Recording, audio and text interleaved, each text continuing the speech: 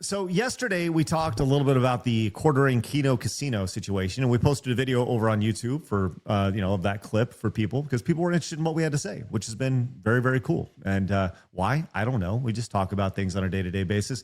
But I found one comment that was very interesting, and I read a lot of the comments on YouTube, and not so much over on X, but definitely over on YouTube. I was looking through the coverage of the Quartering and Kino Casino stuff and saw this comment. And I just wanted to confirm that it was true over here. This person said, I'm so thrilled you covered this as well, especially when he hired Mel, taking her off her show. He did it on stream and said y'all were a no-name channel that she was, quote, wasting her time on. Melanie Mack was on our show at the very beginning, and she did leave to go work for the Quartering. And, I got no beef with Mel. I don't have to agree with her on everything, but we have a wide range of folks that come on our show, and I don't agree with everything that everybody says at all times, and why would I? Otherwise, we'd have an echo chamber here, right? Look, I know that Philip over here likes various foods that I don't like, and for that, I hate him for that. But it's wonderful. As you should, Craig, as you should. Yes.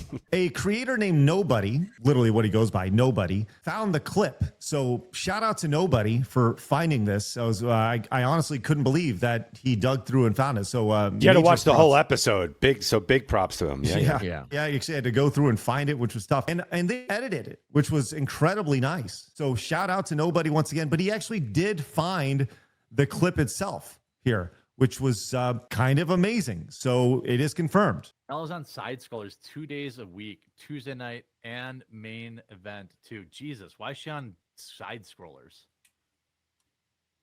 Done, the offer's out. How much should I offer her? She was on Lol Cow too. Yeah, but I think she just does, her own. What's wrong with Side Scrollers? She's way bigger than Side Scrollers. She needs to be on shows that build her, that add exposure for her. I've never watched the show, but I know she's someone with hundreds of thousands of subscribers. She should be on big shows. It's just a fact, Jack. If she wants to grow a brand, she's got to be on shows that they need her. She doesn't need them. If Melanie didn't go on my show, but someone's in their job, I don't give a fuck. It's just the truth. It'd be like me being being mad if Melanie didn't go on my show but went on, of course, or went on Ben Shapiro's show. Of course he would do that.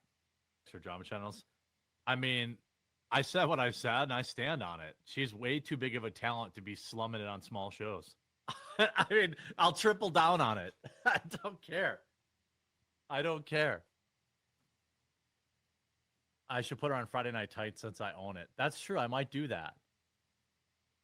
I should probably do that. So there's the clip, which was interesting to see. And look, admittedly, we have grown quite a bit since Mel was on the show. Like I said, this is no beef at Mel. And by the way, I have reached out to Mel. I know that Jeremy is her boy, but she needs to know that her boy is a dick. And talk about people that and things that you don't do, right? Well, you don't flag people's channels first and foremost and try to get them removed, which is where this whole thing started. And somehow we get brought into this. And I think the best way for us to speak on this is really the response from other creators here and see what they're saying about this. This is from Meg. Dick move. Everyone is welcome to say no to any invitation, and just because someone says yes doesn't give an authority over the decision or future decisions to collaborate with certain creators or shows. Craig is a stellar host and believes in helping build creators big or small. He also can maintain eye contact with the camera without looking like he just farted, hoping no one heard it. Thank you for that, Meg. It's a good talent to have. It's amazing, right? So here's the thing about Jeremy and the Quartering as a whole, because a lot of people have talked about.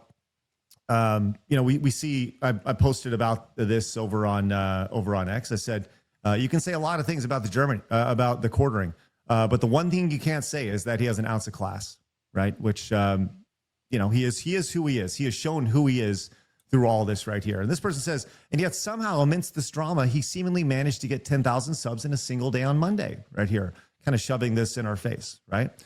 Which I think is great. So I went into a social blade and I started doing a little bit of digging. And let me tell you this right now, the Quartering doing great right now. Look at the views here on a day-to-day basis. Day-to-day basis. I mean, this is quite spectacular here. But this just didn't really line up to me. I was curious because I went in and I looked at his videos over here, and for a guy with 2 million subscribers, he's getting between 10 and 50,000 views on a video. That does not add up to all of this over here. It does not add up to 1 million views a day. So I thought to myself, how is he doing this? Then it dawned on me, shorts. Shorts is how he's doing it. Can I show you one of his shorts here? And this is all going to tie together here.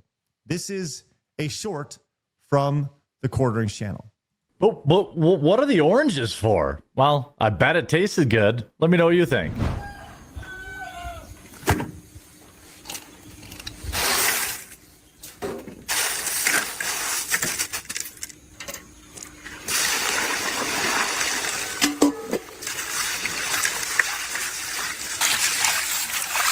And if you scroll through here, you'll see that he did not add anything to this at all.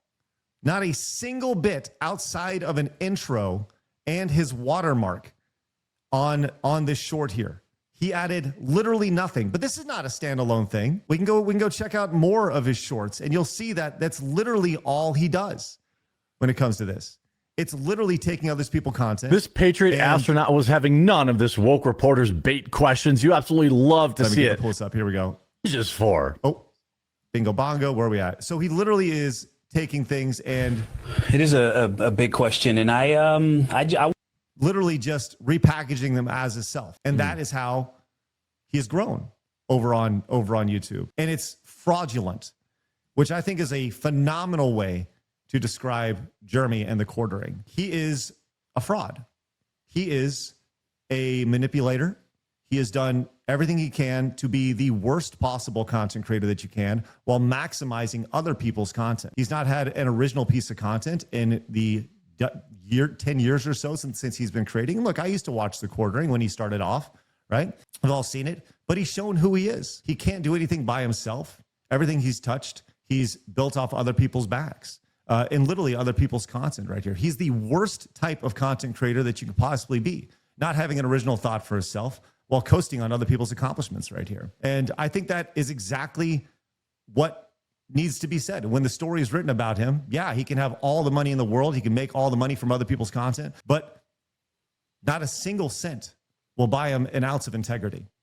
And that's the worst thing about him. Any thoughts on, you guys have any thoughts on the Quartering? I think that, yeah, I know that YouTube is like really trying to push for channels to do shorts, right? And but I think the way that he did it is it's sort of lazy. It is definitely stealing content. It's because like he doesn't add any value other than the intro, right? He's not reacting to it or anything like that.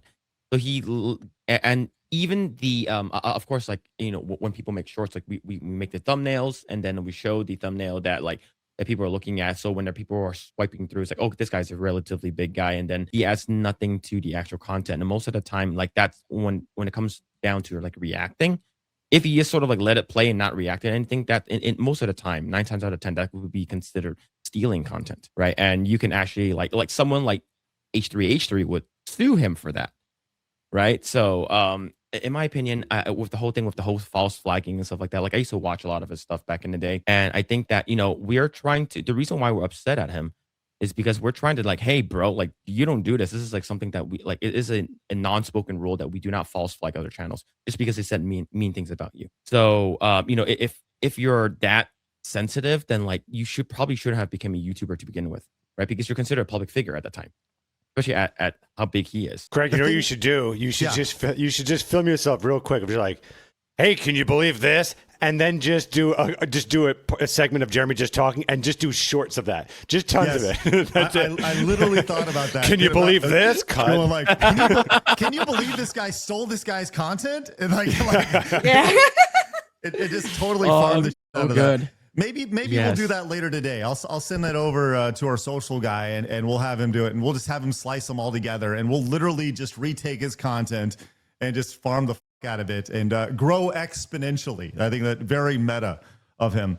I love this because, you know, we talk about insecure narcissist, And that is what Jeremy is. He's an insecure narcissist, something that we've seen over and over and over again. Someone who suffers from imposter disease, who doesn't think that they have the talent to actually be there, and then ultimately uses other people's content to further themselves. And then in doing so, looks around and realizes that they have no talent. They have no actual skill or ability to grow anything on their own, and they have to work off other people's talent and skills. And he's no better than the people he complains about. An insecure narcissist. My channel's under attack. They're all coming after me. Nah, dude, you did it to yourself, man. You did it to yourself, and you're doing it to yourself over and over and over again. And continue to grow with your shorts. I mean, it'll ultimately be it's be exactly like you, fraudulent. It won't equate to anything. It will ultimately be an audience that doesn't care about you. And I can tell you this, one thing that I do know about our audience is that we have a connection with our audience. We talk to our audience, and the thousands of people that tune in on a day-to-day basis to us care about us, and we care about them. And more than anything, the big difference between us and them is that we care about our show. We care about our audience, but we also don't take ourselves too seriously. Our show is built around us kicking each other in the balls on a day-to-day basis. And that's the difference between us and you. We know that there's people out there that are like us, and we know there's people out there that aren't like us. And you know what? We're fine with that, but we're certainly not going to go try to attack them for having an opinion about us, or potentially take down a channel, or scoff at them for how big their channels are. Because guess what? At a certain point, I was that, you were that, we were all that. And I think it's really short-sighted to think that. And if we can help people grow on a day-to-day basis and grow with them, and they help us, and you help, and we help them, vice versa, that's a great opportunity for everybody. And we've seen a lot of creators grow alongside with us since this show was launched. Some bigger than us, some smaller than us. And it's been awesome to see that. And if we can be a platform for them, and they can be a platform for us, it's a big win for everybody. The best way to grow is by working together and not ripping off other people's content. It's just a damn shame. Do you think it's that deep for him, or do you think he's just taking advantage of the current trend of TikTok brain, where people just scroll and just blindly follow or like things without checking out other content? He is the epitome of an opportunist. Absolutely. He sees the trends and he runs after it. The difference is that Jeremy chases trends. We create trends. That's the difference.